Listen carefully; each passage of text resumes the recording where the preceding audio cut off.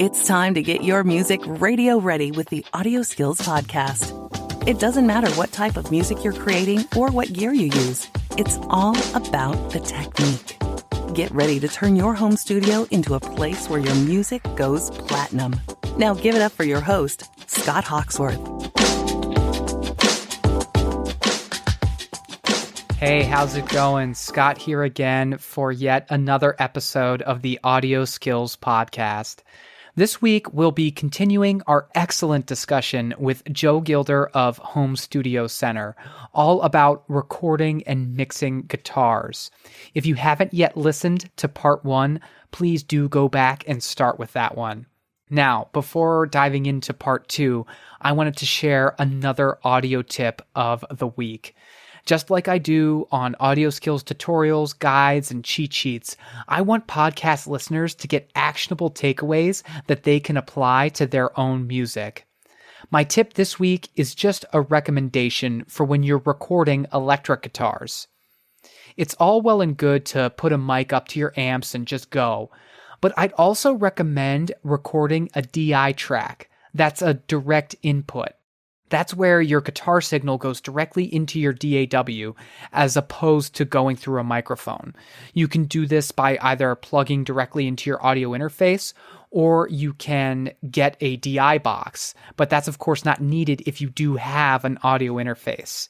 Now, here's why I recommend doing this. 3 reasons. Number 1, it gives you added flexibility in mixing. It's great to have an electric guitar track recorded with a mic picking up the room and really getting that feel of the amp. But it's also helpful to just have a direct signal. You never know what kinds of things you might want to do with an extra guitar part at your disposal.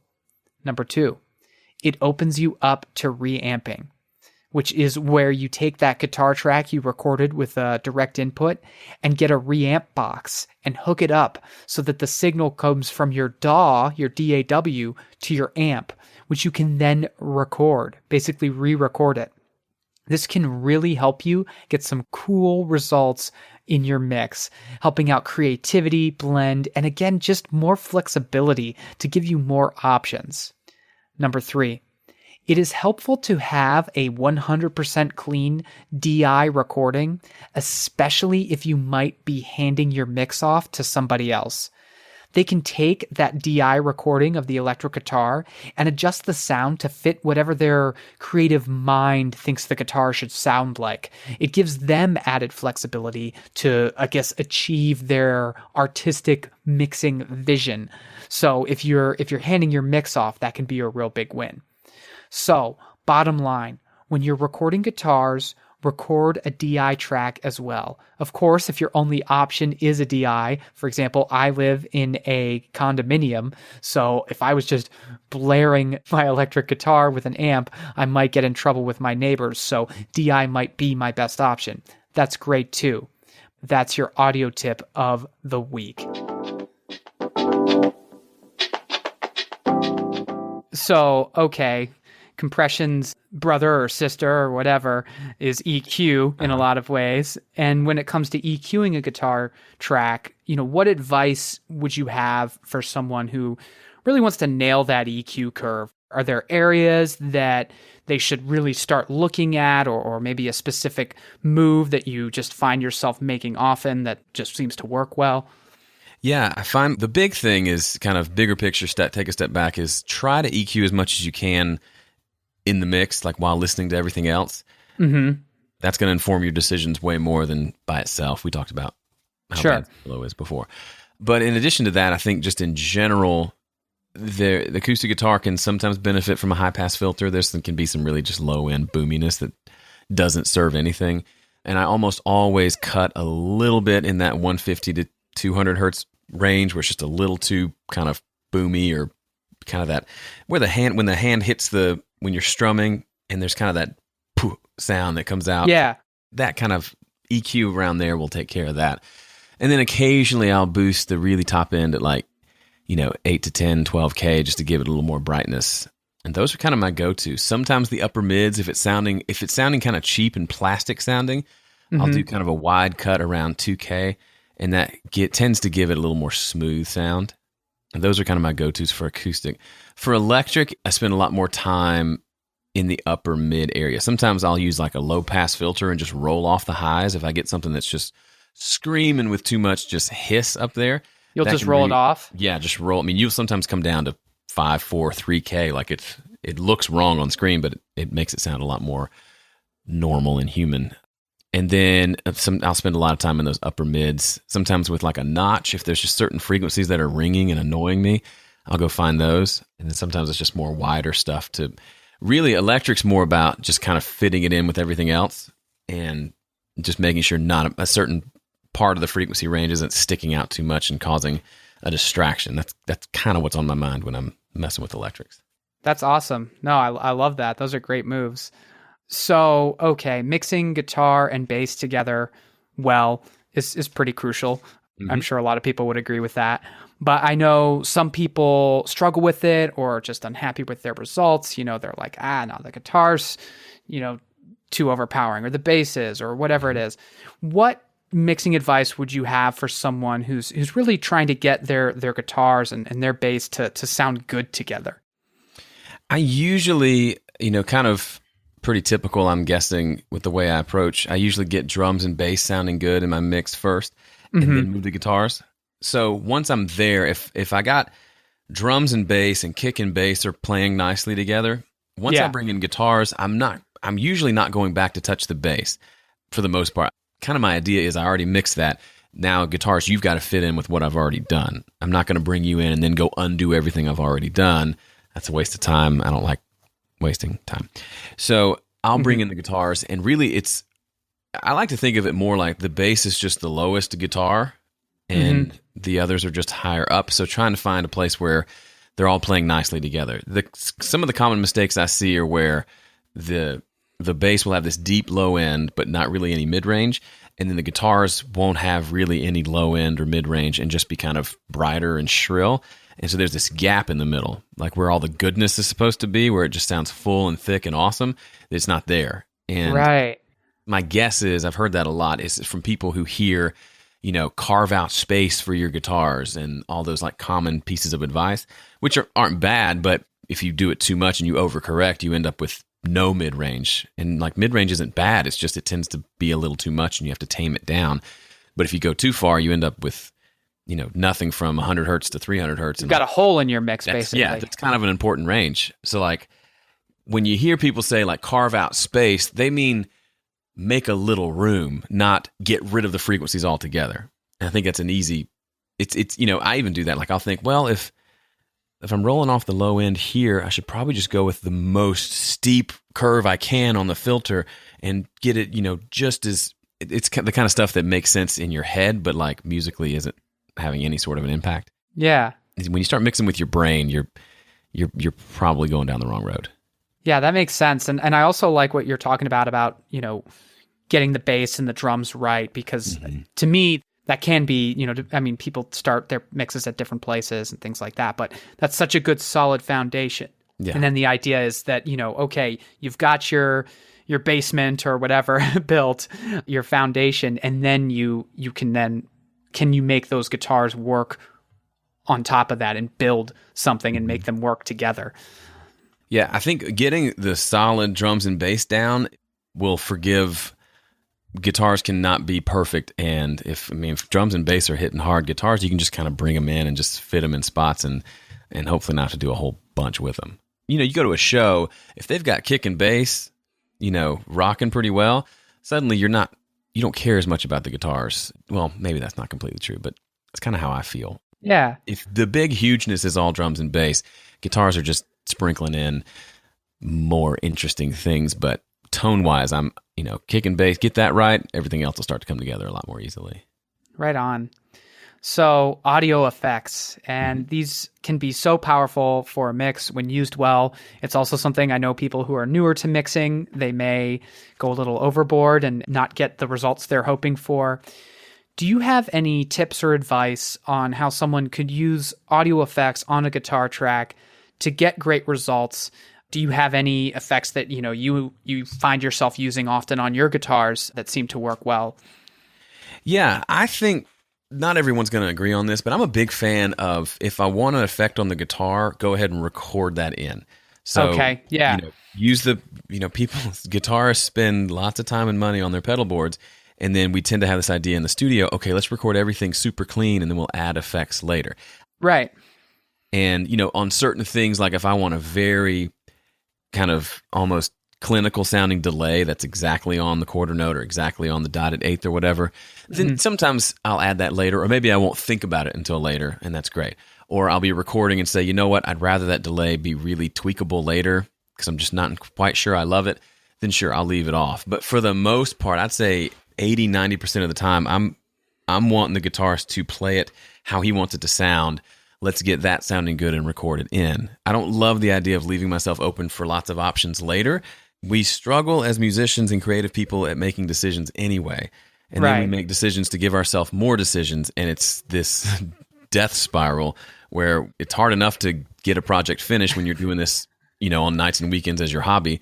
To give yourself even more work to do just doesn't make any sense. So first part of guitar effects is just print them, like record them in and don't worry about it. But after the fact, I still do add delays and reverbs to guitars pretty regularly if it feels like it needs it, even if it's not something I produced. It's maybe a more aggressive, like pretty prominent delay sound, but if it feels right, I'll throw it in there and see what the client thinks. And it's about half and half. Sometimes they say, yeah, I don't like it. And other times they'll say, oh my goodness, that made such a big difference. I'm glad you added it in. But for me, it's pretty standard guitar, delay, reverb, basic guitar effects that I'm adding. I'm not usually adding anything crazy. I like that. Yeah, no, I also like what you're saying about building the effects in. Why not just record it rather than feel like you have to get this clean, untouched, sanitized recording. You can do a little bit there if you think that little bit's going to work for the mix and for the track, for sure. Yeah, and there's a valid fear that, I'm gonna mess it up and it won't work. But there's also a fear that you're going to leave yourself with so many options you'll never release this thing. And to me, that's way worse than messing up a recording or it not being completely perfect when you record it. Yeah, it's interesting because I often recommend, I talk about, especially in the recording phase, the idea of the power of choice, what we were talking about earlier about the idea that, try some different positions and give yourself choice. But again, it goes back to this like perfect balance where it's like, okay, give yourself some choice, but don't give yourself so much choice that you're like, you get lost. And it's like, well, I could do 50 different things to this and I'm not happy with any of them, Absolutely. And for me, like I totally understand, like you're in the studio, there's a million things happening and you think, okay, do I need this reverb on this one guitar part or not? And if it's this big, like existential dilemma, then sure, just kick it off and you can always add some reverb later. Like I haven't bought plugins in years, but one thing I bought was a pack of impulse responses of spring reverbs for the convolution reverb in Studio One. Just for that reason, I have a cool spring reverb on my amp and a pedal that sounds pretty good. But occasionally if I don't record with it and I want it later, there's not really, most DAWs don't give you a cool spring reverb sound. So it's cool to have that in there. But yeah, so I'm not saying never ever add effects later, but if you can kind of get in that mindset, it's just, to me, it's just more interesting. It's more fun to like, what can I do in this recording session today to where if I died tonight and someone else had to mix it, if they just pulled up the tracks raw by themselves, it would sound amazing. Like if I'm having to remember to add delay to that later, remember that I want to tweak the reverb on that later. Yeah. It's easy to forget all that stuff. It's also the reason I don't use software amp models. I'll use like an Avid 11 rack to get lots of cool sounds, but I don't actually use the plug-in version because I don't want the option to go back and change these two knobs by a millimeter because it seems like the right thing to do. Yeah. So speaking of plugins, because you mentioned a plugin there, and this is just a general mixing question, what's one specific plugin that you couldn't live without? Like if you had to mix something and it's like, now you can't use this plugin. So I'm, again, coming back to being kind of the old fart who doesn't do a lot of fancy stuff. I actually, for the last couple of years, I've just been using the stock plugins that come with Studio One that I use in the studio. I love stock plugins. Yeah, I think there's value in, I think Slate and Waves and all these companies make great stuff. Sure. I just don't feel like I mean, honestly, feel like any improvement I'm making is because I'm getting better at recording and producing, not because I had a slightly better sounding EQ. It's just kind of fits in with kind of how I think about music anyway. So for me, it's going to be more simple, but I will give you an actual interesting answer. Something I've been in love with the last year or so has been using a multi-band compressor, so the multi-band dynamics plugin in Studio One, and using that on my mix bus. So like a combination of a normal compressor doing kind of the normal SSL style compression settings, but then in front of that having, or maybe after that, having a multi-band compressor. Because I found when I would do mastering, I would bring in a certain kind of preset for multi-band compression if it needed it to kind of tame the mids and let the lows and highs kind of stay chill and not get all that compression. And I found like, man, I'm doing that especially when I'm mixing and mastering the project, I find myself doing that anyway after the fact, and it sometimes changes my balance. Why don't I just do that in mixing, and I'll mix into that, and it'll make it just easier in mastering. And so that's proven to be so far fairly true. And it's kind of, I'm not big on one trick. You know, I do this one thing and it makes a big difference, but this one actually does, because the way I set it up, it's 3 bands, a low, mid, and high, and they all have the same ratio, the same threshold, the same attack and release, like 100 milliseconds attack and release, ratio 2-to-1, and the threshold's kind of right where the mix hits it some. And what happens is, because everything's hitting at the same volume, all the frequencies are at the same threshold, the mids are going to be the loudest because that's the loudest part of your mix. So they get smacked a little more than the lows and the highs. So I can have a big, huge kick drum coming through, and it's not going to cause my mids and highs to get compressed and have as much pumping. But then when the song hits really hard and those guitars and vocals and keyboards and everything come in really loud, they get turned down just a little bit, and that kick drum still pounds through because it's not touching the mid band of that compressor. If you've never used a multi-band compressor, everything I just said doesn't make any sense, but it's a cool tool that I'd never used before, and I didn't expect it to work as well as it has, and I'm kind of digging it so far. Absolutely. The flexibility that multi-band compressors offer you is just incredible. So yeah, it makes sense to me that you are kind of having that experience trying it out and seeing how that's working so well for you. Yeah. So another general mixing question, and okay, so this is just like story time, but back in the day when I first started looking for mixing advice and I was frustrated and I just started, Googling around and all this good stuff, I came across a video of yours on YouTube, and it was called "One of the Best Mixing Tips Ever." Just such a great title. I had to click on it, right? And in it, you were talking about the power of the high pass filter. Mm-hmm. So can you share why you think it's so powerful and what it does for your mixes and why that's one of the best mixing tips ever? Interesting. It's of all the videos, of all the gin joints in all the world, it's interesting. Over the 8 years I've been doing this, I've been fairly consistent. I kind of still think the same way about most things. That one I don't kind of agree with anymore. And sure. I'm trying to remember. I mean, that came out probably it was around the time my twins were born. So it was 2013. So that's 4 years ago? Yeah, they just turned 4. Wow, I'm good at math. So, and at the time, it was something when I was in audio school years ago. One of my professors said, "Hey, I've started doing this thing. I just put a high pass filter on everything but kick and bass, and it makes a huge difference. It cleans up the mix instantly, and everything already sounds better." And I started trying it, and it worked. It actually, it did take care of getting rid of extraneous low-end material from other tracks that would just make it harder to get the kick and the bass to sound good. The problem was this was also around the time I was making really boomy sounding acoustic guitar recordings. So of course, a high pass filter, if you could do one thing to the mix, and that one thing was to add a high pass to everything that wasn't drums or kick and bass, then of course that would have a dramatic impact on the way the mix sounded, because I had such bad acoustic guitar recordings, and they were folk songs, so they were pretty prominent, and it made it sound way better because of that one thing. So if you're into doing bad guitar recordings, then yes, I think that's a great piece of advice. But if you get to a point where your recordings aren't overly boomy, suddenly that doesn't hold as much weight as it used to for me. So it's almost an evolution. Like at one point, it was the best mixing tip ever that I'd ever come across, and now I don't think it is as much. No, that makes sense, and I think I think to me, the core, yes, high pass filters can do a lot for your mix, and especially if you're using them well. But kind of going back to everything that we've sort of touched on here, if you're getting it right when you're recording it and you're working on those kinds of things, then maybe you don't need to use the high pass filter quite so liberally, as it were, in your mix. So I run dueling mixes with Graham. I think you mentioned that earlier. And we've been doing it for like 4 years. So every month we're mixing a new song, and a lot of them are from members and people that submit them to us, and so we get their tracks. And what we find from people who've been in there for a while, first they'll come in and they'll say, "Hey, can we stop using tracks that sound so good, because I need to know how to mix tracks that sound more like something I record that's not very good."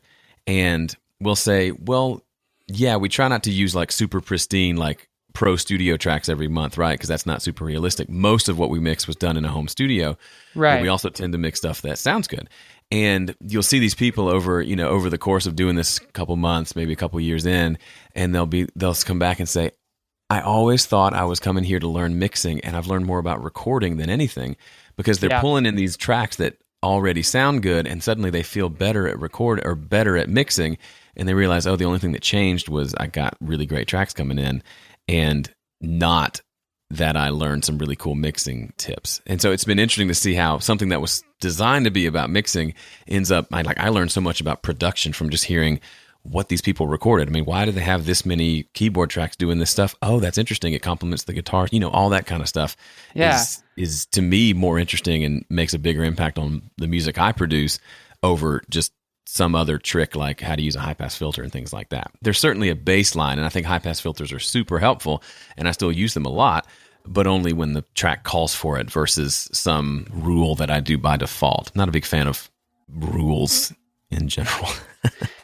Yeah, I like the term rule of thumb, but then it comes with the caveat. It's like, look, this is a great place to start, or something that works much of the time, but it's not this thing that you do every single time for every single mix, recording, whatever. Yeah. Because every project, every song is different. And I think sometimes I try to be cognizant of that when I give a piece of advice or a tip, is like, hey, this can work. Try this. This might be great. But don't assume that this is that's it. I'm now, it's all sounding great now because I got this one thing. It's like, that's not really how it works. Yeah, there's a reason that you even see these people who've been doing this for years, and they'll be super excited about some new thing they just discovered, a new technique they just started trying out. Like, they're constantly learning new stuff because, like you said, every situation could call for something completely different, and you've got to kind of know how to navigate that so you can get a good sound every time. For sure. So, okay, back to guitar. I've actually been noodling with learning guitar. I have been taking lessons for the last 2 months. I'm a piano player. That's where I started, and I'm like, you know what? I love guitars, and I want to learn guitar because, they get all the girls, right? I'm actually married, so I've also started trying to write some guitar parts, and just messing around with it, and it's slow going. But someone like yourself who's a songwriter and you've played a lot of guitar and written parts, do you have any advice for writing a guitar part that sounds great, or is it just like, hey, play around until you like it? Yeah, I'm a big fan of just noodling and goofing around. Like when I'm writing, for example, I really just, a lot of times I write on acoustic guitar, and I'm really just going until I play a progression or a riff or something that just is interesting to me. If I'm bored with it, then I just keep moving on till I get to something I'm not bored with, and then I kind of take that and try to write something. As far as coming up with production-wise, like parts to play once it's recorded and you're adding guitars, to me, that's, again, a big trial and error thing, but also listening to what other people are doing, like listening to the albums and paying specific attention to how many guitars are there? Okay, there's an acoustic. Is it 1 or is it 2 or is it 3 or is it 12? How many electric guitars? Is he just playing power chords, or is he doing some big ambient thing? How many guitars are there? And it's just really interesting to just kind of take note as I listen, and I'm starting to see themes of like, okay, these songs that I really like, they have this kind of common thread throughout. And next time I'm in a recording session, I tend to think about that a little bit more, and it makes me a little more likely to do something like I heard on an album that I really like. I like that. Yeah. A lot of imitation, not copying, but just getting inspiration from what other people are doing, for sure. For sure. And I mean, that part makes a ton of sense. And then the noodling part, I think, I mean, that's all songwriting. And I do that when I play piano as I mess around. I'm a huge Oasis fan. Of course, they've broken up, but Noel Gallagher, one time he was giving an interview and they were asking him how he writes songs. And he's like, he imagines it, or someone told him that it was this way and he liked it. But the idea that there's this river of music that just floats above us all. And then you're just kind of like playing around. And then you might just get lucky and find something that drops down from that river. And then you're like, oh man, that's awesome. So the idea is that you're just kind of like diving in there and messing around, and then something will just happen. You'll do something in a certain way and you're like, I can build something around this, or this really sounded good to me. And so many great songs and great parts and tracks and things were written that way, that it's not always like, well, if you just go back to your theory and then go, okay, see, whatever. I know there's probably some pop producers and things who do that, but my point is that a lot of that inspiration can just happen when you're messing around with the instrument, as it were. Yeah, I can totally relate to that idea of almost feeling like the song was just in there. I just had to let it out versus like creating it, if that makes sense. Yeah, no, he was in it because he's always joking. He was saying how there was a song that Coldplay wrote that he was pissed off about because he's like, Chris Martin got that one. I could have got that one, but he got it. So, okay, so my last question, and you play guitar, you've got a lot of guitars and things. I always see in your videos you got a number of guitars in the back there. And I'm from the piano player realm, so I am just a guitar newbie. I've got my like Jasmine guitar that I bought that I'm learning as a beginner. But I'm curious, what's your favorite model or models? If I have a windfall, I win the lottery, and I'm going to buy some guitars, what might I want to look for? As much as they frustrate me sometimes because they don't stay in tune super well, I love Gibson guitars. Mm-hmm. So I own 3 of theirs, and probably my go-to electric is the 335. I'm an acoustic guy at heart, so 335 is about as close to an acoustic guitar as I can have and still plug it into an amp. Mm-hmm. Then I love the Gibson J45. The EP I just released called Rain, it's got, some songs have 10 guitars on them, and it's all just that one guitar. I just like the way it sounds, and it records really well. Right on. Well, this has been awesome. I want to thank you so much for coming on the show today, Joe. This has been really, really informative and enlightening. Well, it's my pleasure. I'm really glad we got to do this. For sure. So as a reminder for all you folks out there listening, if you'd like to learn more from Joe, you can visit his site, homestudiocorner.com, or his associated YouTube channel. I want to thank you all so much for listening today. And as a reminder, for links and more information about today's show and our guest, please check out our show notes at audioskills.com/podcast. Now go out there and make some great music. Ready to go even deeper with your recording, mixing, and music production? We've got all the info and techniques you need in one place so you can turn it up. Go to audioskills.com and access a huge library of video tutorials and private workshops so you make progress even faster. Come back next week for a brand new episode of the Audio Skills Podcast.